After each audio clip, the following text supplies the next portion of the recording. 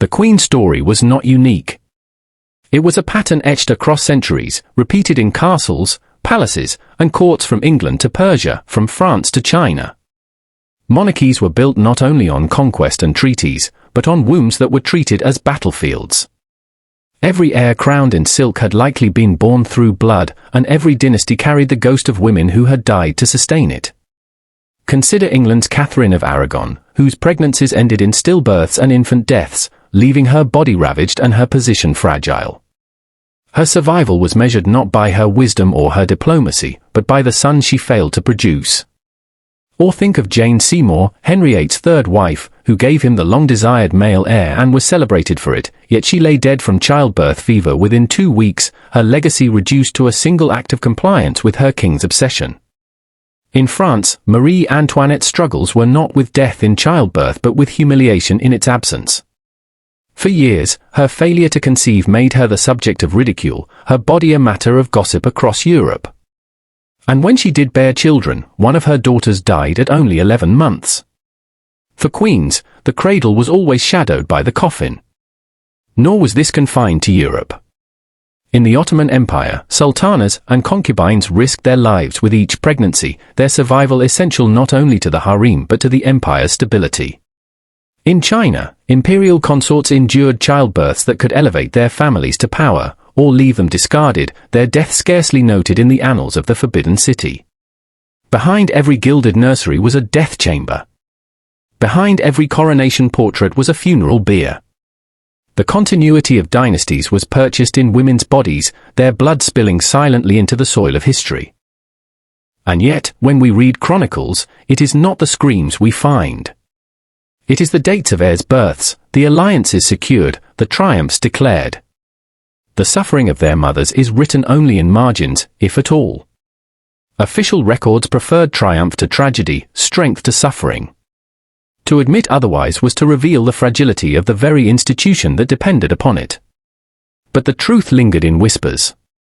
Letters from attendants spoke of women torn apart in labor, of priests rushing to baptize infants before their mother's last breath, of courtiers feasting while queens lay dying only chambers away. Midwives, though nameless in history, bore witness to horrors as devastating as any war. Their memories carried the weight of screams that would never be inscribed in marble. Dynasties celebrated heirs as gifts from God. But if those heirs were divine blessings, what did that make the women who paid for them with their lives? Sacrifices? Martyrs? Or merely forgotten bodies, covered in silk and lowered into the earth before the ink on the christening certificates had dried? It was blood that built kingdoms, not only the blood shed on battlefields, but the blood spilled in beds. And if we are honest, it was not the kings who bled for the crown. The death of a queen in childbirth was never a private tragedy. It was a political earthquake. One woman's final breath could alter alliances, open succession disputes, or plunge entire nations into war. When Isabella of Valois, the young queen of Richard II of England, died at only 19 after a miscarriage, her death left a void that unraveled carefully brokered peace between England and France. She had been the living bond between two kingdoms, and her failure to survive the ordeal of reproduction meant treaties dissolved and bloodshed returned. Elizabeth of York, mother of Henry VIII, died following childbirth as well.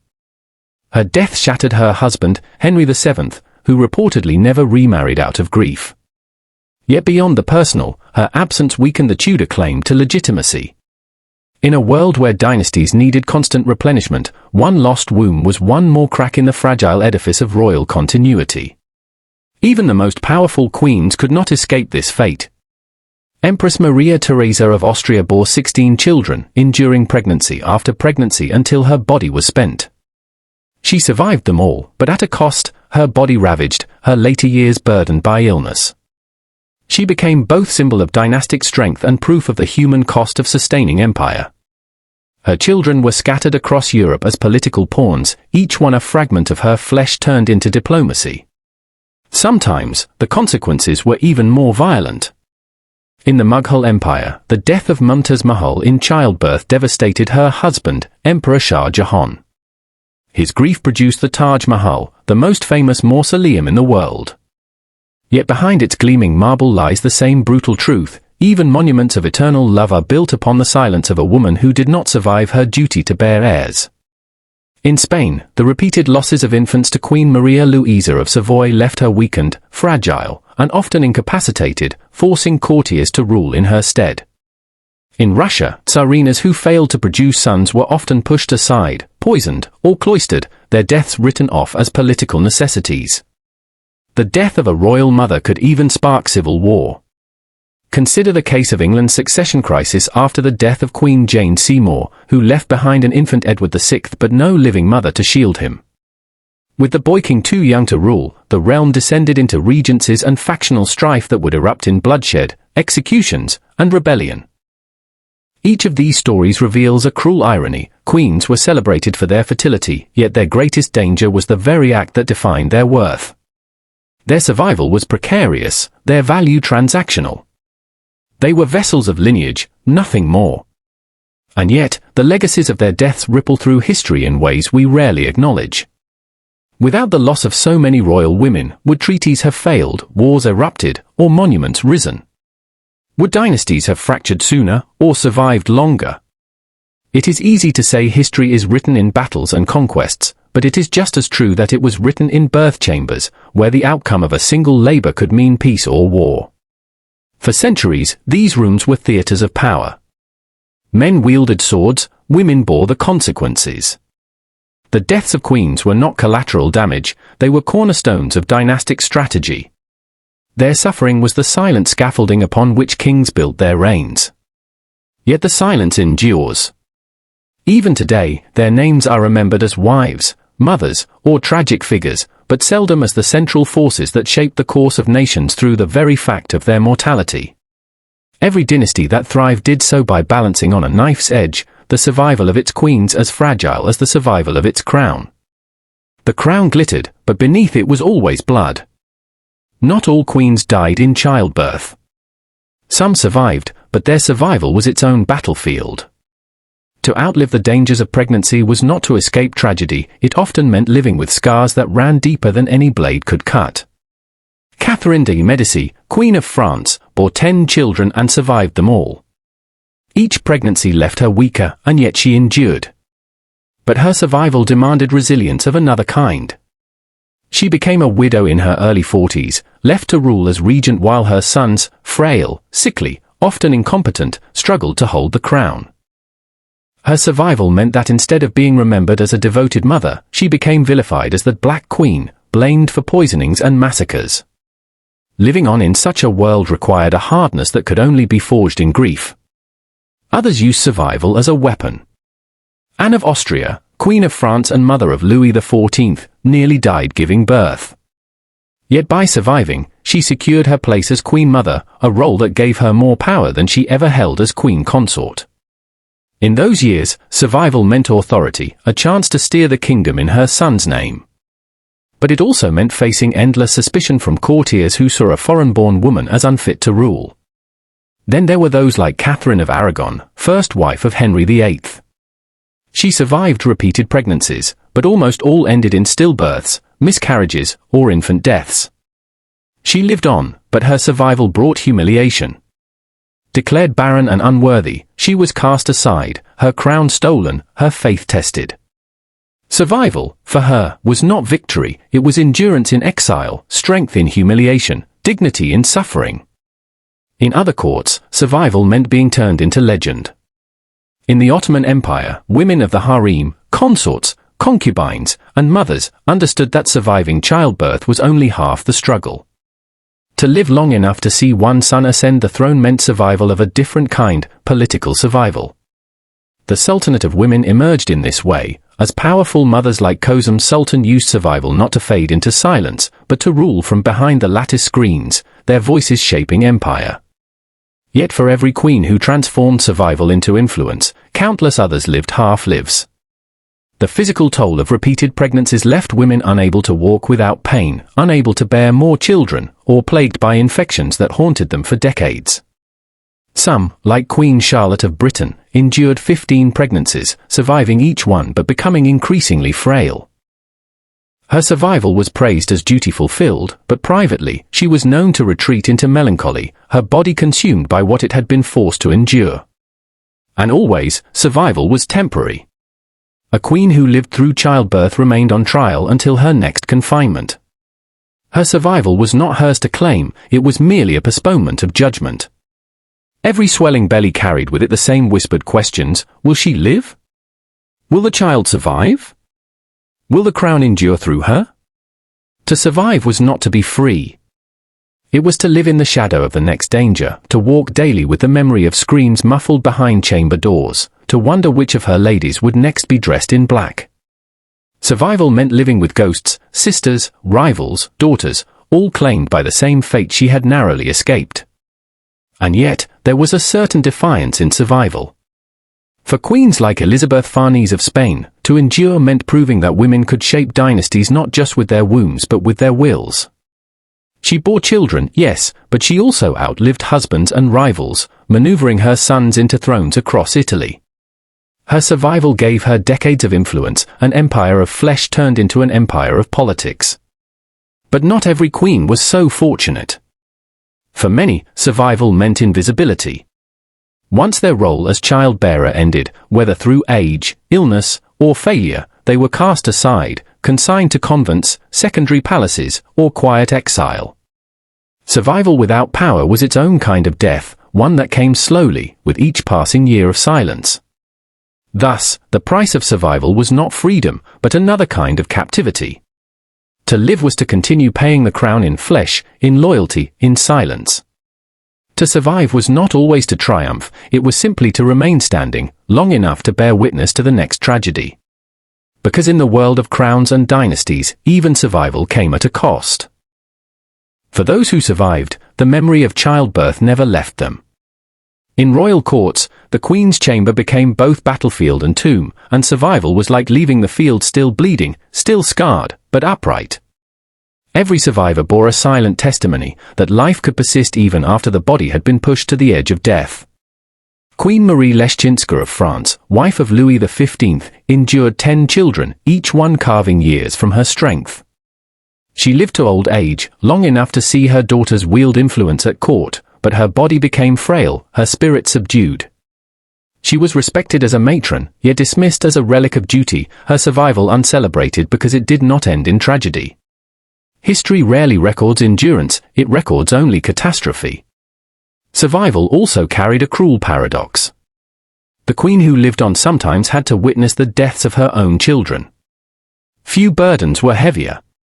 Queen Victoria of Britain survived 9 labours, though they left her in chronic pain and with lasting depression. Yet she also outlived 3 of her children. Her survival gave her a long reign, but it also forced her to bear grief in installments, watching pieces of herself lowered into graves. Was survival, in such cases, a blessing or a punishment? Legends formed around survivors, especially those who turned survival into strength.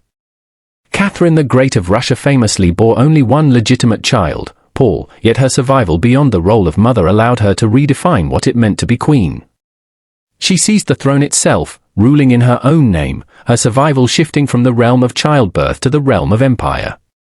She proved that to endure was not just to live, but to outlast men, traditions, and the very limits imposed upon her sex. And still, for every Catherine, there were countless others whose survival was muted, ordinary, quietly tragic. Queens who lived on in aching bodies, half broken from the strain of birth. Queens who survived but were cast aside when their fertility waned. Queens who endured, but whose names history forgot because they did not die spectacularly, nor leave behind sons who rose to glory. Their survival became anonymity, their sacrifice buried in silence. The myths of queens who survived often softened the truth. Chroniclers wrote of their grace under suffering, their holy patience, or their resilience in duty. But behind those words were women who had screamed, who had bled, who had begged the midwives to stop. Survival was not always grace, it was often grim necessity, the body clinging to life because it had no other choice. To survive in such a system also meant complicity. A queen who lived went back to her role, back to her duties, back to the chamber where another child would be demanded. She had no right to say a never again. Survival did not liberate her, it bound her to the cycle, a cycle that might only end with her final breath. And yet, survival mattered. Because every queen who endured became a witness to history, a bearer of memory. They were the ones who could look at their daughters and say, "This is what it costs." They were the ones who sometimes whispered warnings, or urged caution, or sought to protect the next generation from the fate they had narrowly escaped. In them lies the uneasy truth of monarchy, that crowns were not only bought with blood spilled on battlefields, but with blood spilled in birthing chambers. And those who lived to tell the tale carried both the glory and the weight of that hidden battlefield. She was crowned with jewels heavy enough to bruise her temples, draped in silks worth more than a soldier's life, and yet, when her hour came, none of that mattered. Her screams filled the stone halls, echoing like a death knell. Blood pooled beneath her, midwives trembled, priests muttered prayers, and outside the chamber doors courtiers already whispered about succession. The queen's agony was not her own, it was the state's, the dynasties, the crown's. And when her final breath rattled from her chest, no one paused to mourn. They only looked at the child in swaddling clothes and whispered, "The line continues." If history teaches us anything, it is that glory is often built upon screams. Today, we descend into one of the most tragic rituals of monarchy, the death of queens in childbirth. What they endured, what was taken from them, and how their suffering was celebrated as victory. If you're drawn to the darker truths of history, the cruelty hidden beneath crowns, make sure to like this video and subscribe. Because the past has more shadows than we're ever taught. The bells tolled as though heaven itself approved the match. The city's streets had been scrubbed, banners hung from windows, flowers scattered at the feet of a bride who walked not into a marriage but into a bargain. Her face glowed beneath the weight of the veil, her hands gloved in white, her body trembling not from joy but from the eyes that watched her. She was no longer a daughter, no longer her own. She was an investment, a vessel, a womb cloaked in silk. The people cheered as she passed, their voices rising like a hymn. They did not know her. They did not need to. They only needed her to produce heirs, to preserve the fragile thread of dynasty that held their kingdom together. She smiled because she was expected to smile, though her lips trembled against the cold air. She was young, too young, and yet her steps carried her to a man she barely knew, a husband whose hand was warm but whose heart was distant. He was king, and kings did not wed women. They wed futures. That night, the banquet stretched until candles guttered and smoke clung to the tapestries. She sat stiffly beside him, her stomach twisting, her ears filled with the roar of laughter and the scrape of goblets. Toasts were made to fertility, to sons, to the swelling of her belly. She lowered her eyes each time, as if shame could shield her from their words. No one asked whether she desired children. No one cared for her fear. Behind every jeweled gift laid upon her lap, behind every pearl threaded into her hair, was the gallows. Not for her body, but for her spirit. Queens did not belong to themselves, they belonged to lineage, to crown, to eternity. And the punishment for failure was not scorn alone, but erasure. A barren queen could be set aside, exiled, cast into silence. She knew these stories. Every girl at court did.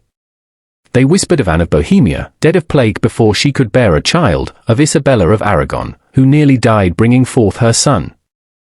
Of nameless consorts buried in abbeys, their faces forgotten even by stone effigies. Each tale was not a warning but a reminder, their bodies were currency, their deaths collateral.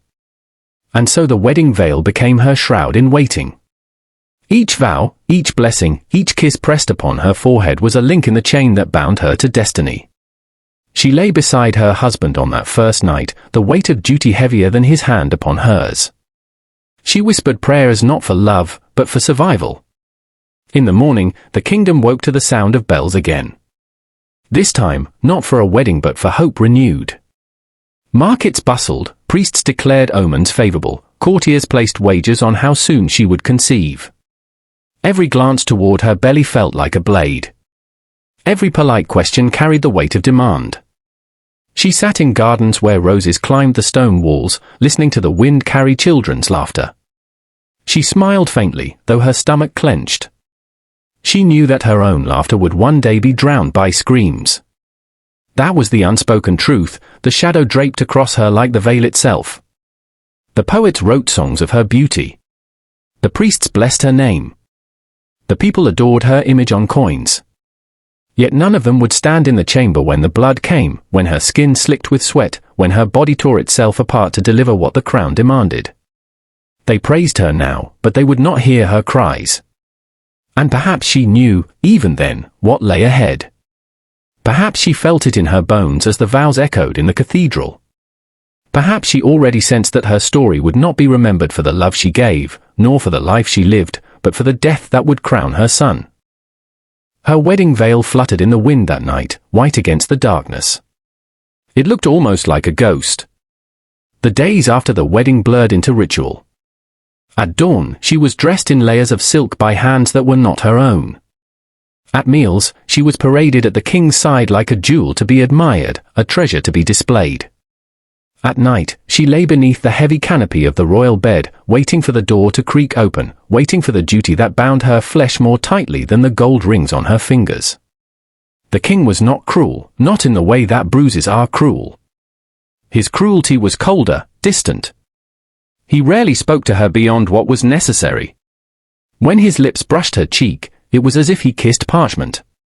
When he touched her, it was not tenderness but obligation, as if he were signing his name upon her body, staking a claim to the future she carried within her bones. She closed her eyes and willed herself to silence, because silence was the only thing she truly owned. The court watched her with the impatience of hawks. Servants whispered when she touched her stomach after a meal. Ladies in waiting noted the paleness of her cheeks, the heaviness of her steps. Even the physician's gaze lingered too long, measuring her as if she were a mare at auction. A queen was not expected to live, she was expected to deliver. She sought solace in letters from her mother, written in a hand trembling with both love and warning. Endure, her mother wrote. Breathe. Pray. Do not let them see fear. But fear was her constant shadow. It clung to her even as the court celebrated her, even as the bard sang of her golden hair and delicate hands. She heard the songs, but beneath their melody she heard another rhythm, the sound of women's cries, echoing through history. It was in the chapel that she confronted her dread most vividly. Kneeling on cold stone, staring at the carved Madonna above the altar, she prayed for mercy not for her soul, but for her body. The priest spoke of divine favor, of God blessing her womb, but she wondered, if childbirth was divine, why did it kill so many women? Why did holy water not wash away the blood? The king entered the chapel once, his boots striking the stones, his face calm as marble. He placed a hand on her shoulder, heavy, possessive. The people await their heir, he said simply, before walking away. Those words settled into her heart like a sentence passed. The gallows rope tightened. Seasons turned. Winter frost gave way to spring blossoms, and with it came rumors of her condition. Her appetite waned, her body grew weary. Midwives hovered in the shadows, whispering remedies, preparing herbs. The queen's chamber became a place of scrutiny. Every movement, every sigh, was recorded, interpreted, carried like gossip through the palace corridors. When her courses stopped, the court erupted in celebration. Bells rang again. Priests declared it a sign of divine providence. The people crowded the palace gates, tossing flowers into the streets. She smiled for them, her cheeks flushed, though inside her chest the dread grew heavier. She was not a woman with child, she was a battlefield about to be torn open. At night, she would lie awake, staring at the canopy, her hands pressed to her abdomen. She whispered to the life within her, though she knew not yet if it was real or if her body merely faltered under the strain. Stay, she begged. Do not take me with you. The silence of her chamber was her only answer. Court poets sharpened their quills. They wrote verses about the promise of her womb, about the joy that would soon flood the kingdom. Yet in the same breath, they prepared elegies. For every queen that gave life, another surrendered hers. They knew it. She knew it. Only the people, celebrating in the streets, seemed blind to the exchange.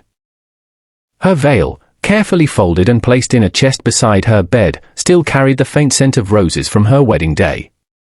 Sometimes, when no one watched, she lifted it to her face. But it no longer felt like a symbol of union.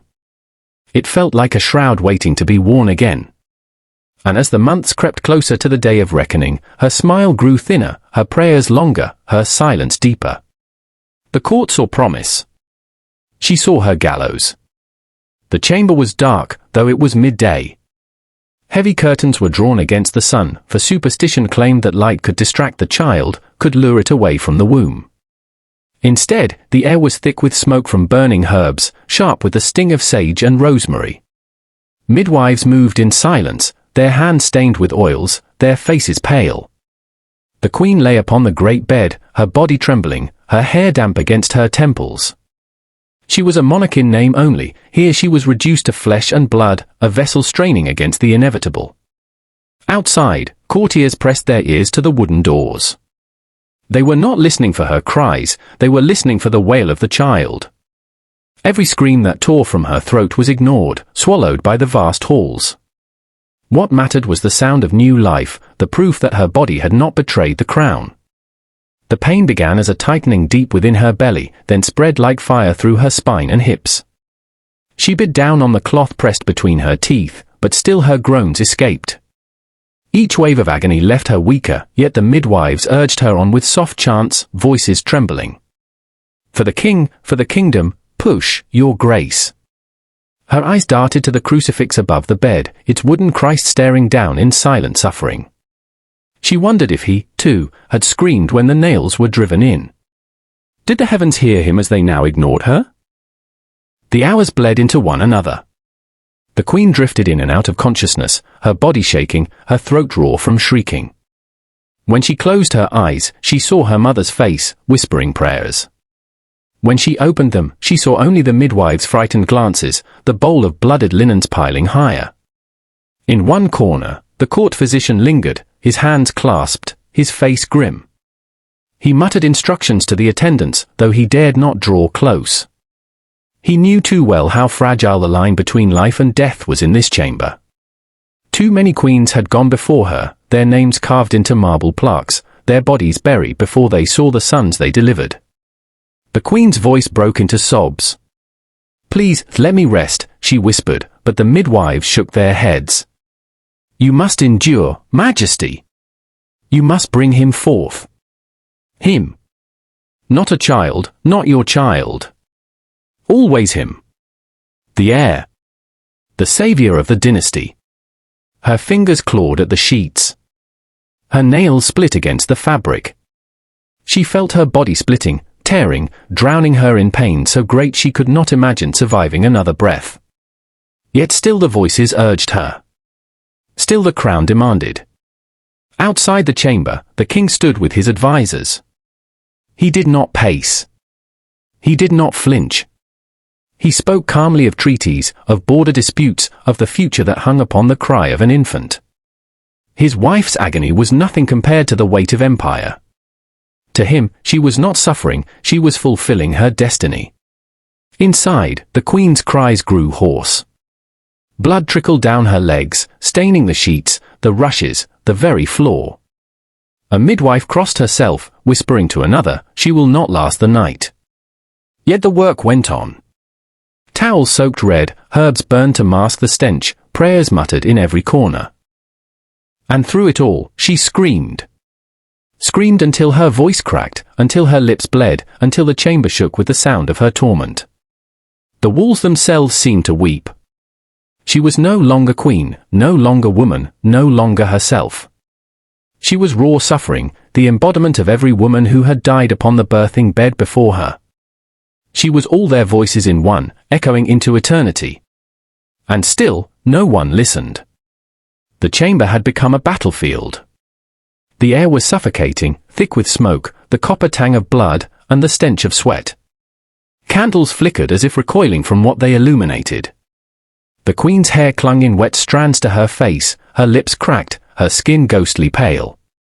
Each contraction seized her body like a vice, bending her spine, crushing her lungs, forcing sounds from her throat that were neither words nor sobs but something rawer, an animal cry. The midwives exchanged frantic looks. Their whispers, once soft, turned sharp, panicked. She weakens. The bleeding grows worse. If the child does not come soon, none dared finish the thought aloud. Death was not permitted in a queen's chamber until it arrived and could not be denied. The physician at last approached, his robe brushing the floor. He pressed his ear to her chest, checked her pulse, and pulled back grimly. Faster, he ordered the attendants, though he knew no words could hasten nature's brutal pace. His voice was steady, but his eyes betrayed dread. This was not medicine. It was gambling with flesh. The queen's hands thrashed until one found the crucifix above her head. She gripped it so tightly that her palm split against the wood, streaking Christ's figure with her blood. "Mother," she moaned, though whether she called to her own or to the Virgin, no one knew. Her voice cracked, her breath shallow, her body fighting but failing. Hours stretched into eternity. The chamber was no longer measured by time but by her screams.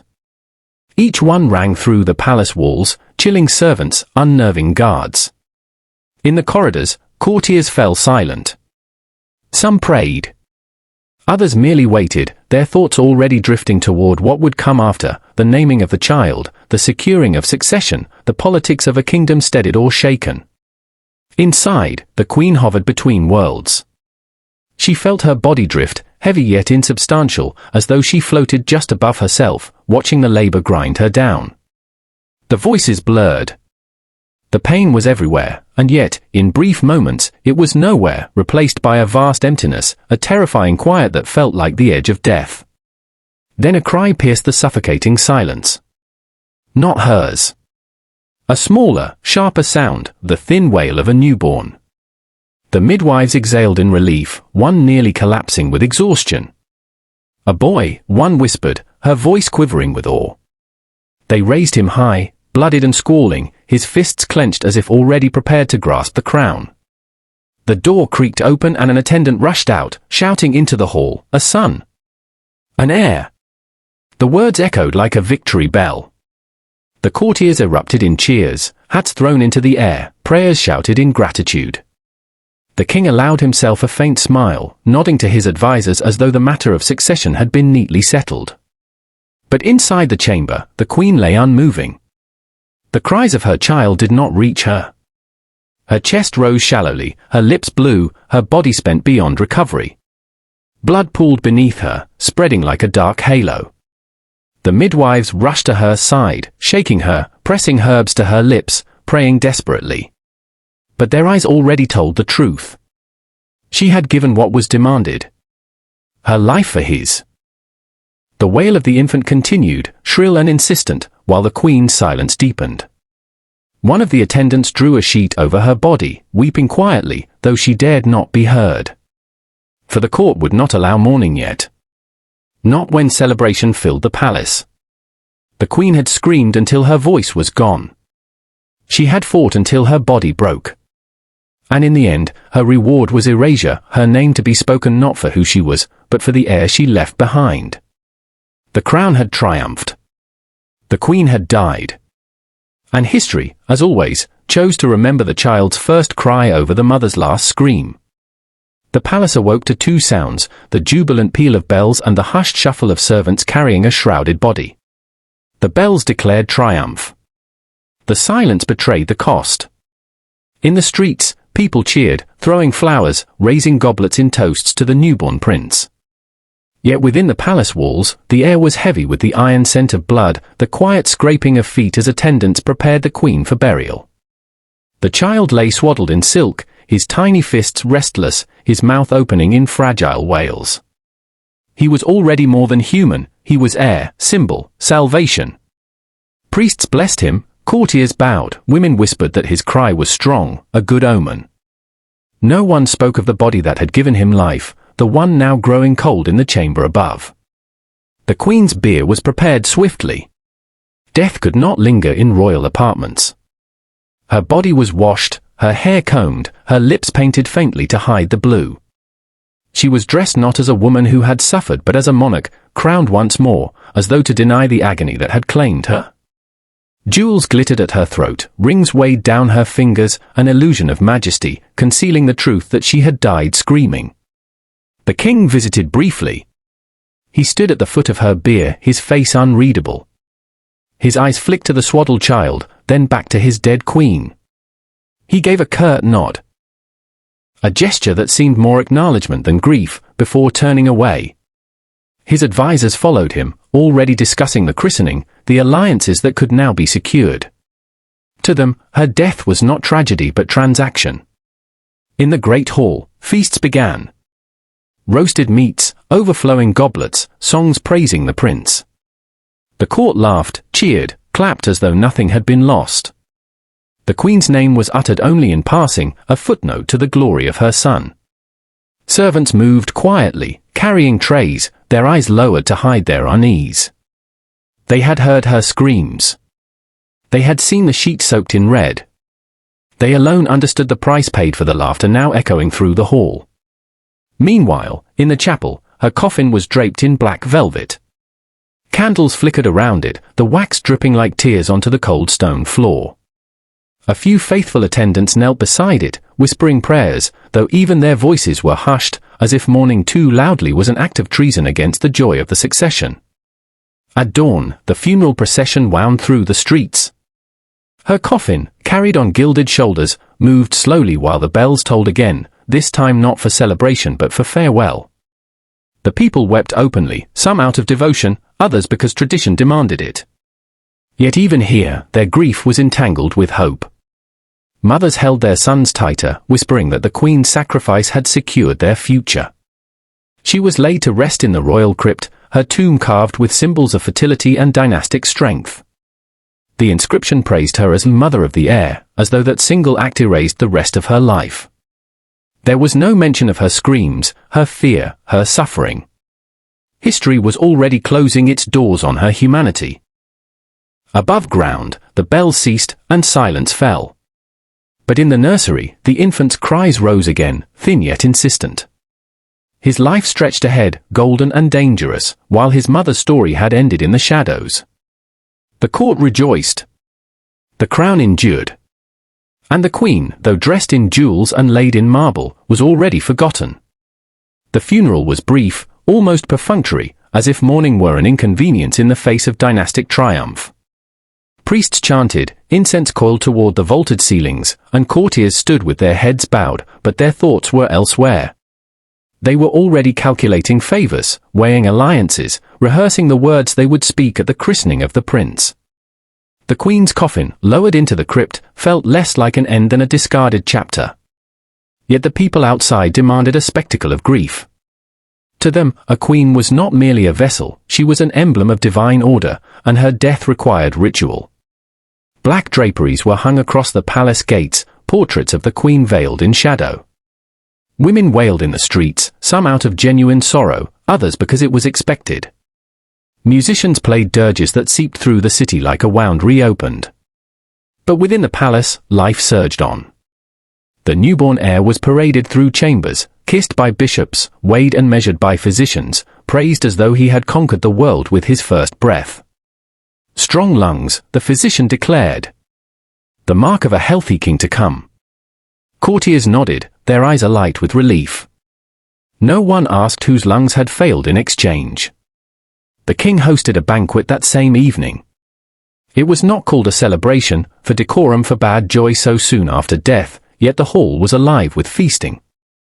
Goblets clinked, meat dripped with fat, laughter rose beneath the rafters. The musicians who had played dirges in the morning now struck livelier chords by nightfall. To the guests, the contradiction was not shameful but natural. Death and birth were two sides of the same crown. Only in the servants' quarters did silence linger. Those who had been in the chamber, who had heard the queen's final screams, sat in shadows, speaking in hushed voices. She fought until the end, one whispered. Like a soldier. Another shook her head. No. Soldiers have armor. She had nothing but prayers. Their words faded quickly, for servants' grief was dangerous. It was safer to busy their hands than to remember her face. The child's christening followed within weeks, eclipsing the memory of the funeral entirely. The church bells tolled again, this time brighter, clearer, as holy water was sprinkled over the infant's brow. Nobles pressed forward to touch his cradle, eager to align themselves with the future. The Queen's name was invoked briefly in prayer, God grant rest to his noble mother, before vanishing into silence. Historians would record the christening, the lineage, the treaties strengthened by the heir's arrival. They would note the date of the Queen's death, but only as a marginalia, a parenthesis beside the prince's name.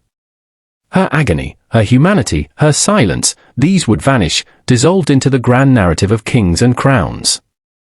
And so the irony hardened into truth, her funeral had not been hers at all. It was the kingdom's, a performance designed to mask what had truly occurred. A woman had died screaming, her body broken, her life extinguished. Yet what the world remembered was not her death but the cry of the child who lived. The bells fell quiet once more. The crypt doors closed. And history turned the page.